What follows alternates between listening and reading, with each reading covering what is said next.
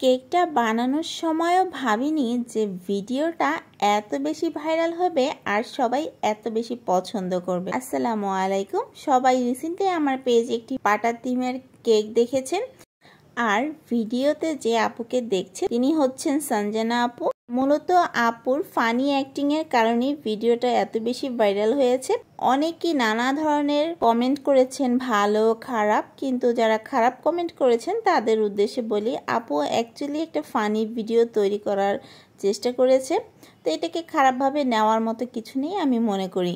আপুর আইডিটা আমি টিকটক থেকে পেয়েছিলাম, তো তার ভিডিওগুলো দেখে আমার কাছে অনেক ভালো এবং হাস্যকর লেগেছিল, যার জন্য আমি ভাবলাম যে আপুকে একটা কেক পাঠাই। যখন কেক পাঠানোর কথা ভেবেছি, আমি আসলেই ভাবিনি যে এত বেশি সবাই পছন্দ করবে।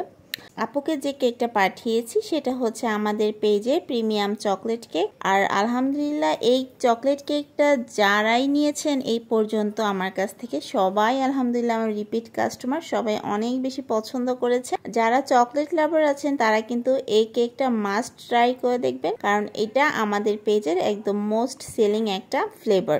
এছাড়াও আপনারা আমার পেজে 20 থেকে প্রায় 25টা ফ্লেভার পেয়ে যাবেন, সবগুলোই অথেন্টিক রেসিপিতে বানানো এবং একদম রিয়েল টেস্ট বা ফ্লেভারটা আপনারা পাবেন। ইদানিং তো দেখতেছি অনেকেই অনেকভাবে কেক বানায় এবং বিভিন্ন সস্তা মানের প্রোডাক্ট ইউজ করে বানায়, যার জন্য অনেক কম দামে দিয়ে থাকে।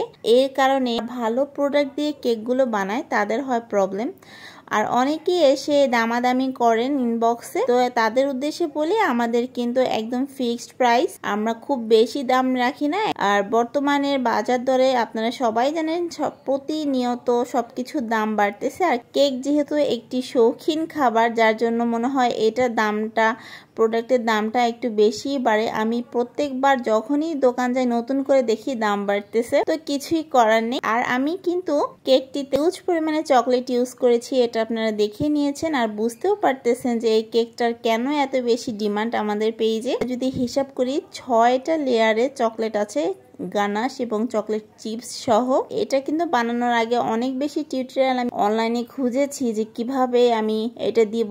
ভাবছিলাম হয়তো হলুদের কেকগুলোর মধ্যে পাটা কেকটা থাকতে পারে, কিন্তু দেখলাম যে না, কোথাও নেই। তারপরে মনে করেন যে অনেকটা নিজের আইডিয়া থেকেই কেকটা বানানো। তো আমি যখন কেকটা বানাতে বসেছিলাম একদম পাটা পুতার সাথে নিয়ে বসেছিলাম যাতে কালারটা একরকম একুরেট হয়। আর আমি যে কালারটা এটার উপরে দিয়েছি, কালারটা কিন্তু পুরা কেকে দেইনি, তাহলে ক্রিমটা খেতে তিতা লাগবে, যার জন্য অল্প একটু ক্রিমে কালারটা মিক্স করে এরপর আমি কেকটাকে কোট করে নিয়েছি। আর একদম রিয়েলিস্টিক একটা লুক দেওয়ার জন্য উপরে একটু খাঁজ কাটার মতো ডিজাইন করে দিয়েছি। খালি রাখতে চেয়েছিলাম, কিন্তু আমার কাছে মনে হলো যে আপু যেহেতু ভর্তা ভাত পাটা মেখে খাওয়া এই বিষয়টা নিয়ে একটু ভাইরাল বেশি, যার জন্য আমি ভাবলাম যে একটু ট্রাই করি ক্রিম দিয়ে বিভিন্ন ভর্তা ভাত বানানোর। তো যাই হোক, যতটুকু পেরেছি করেছি।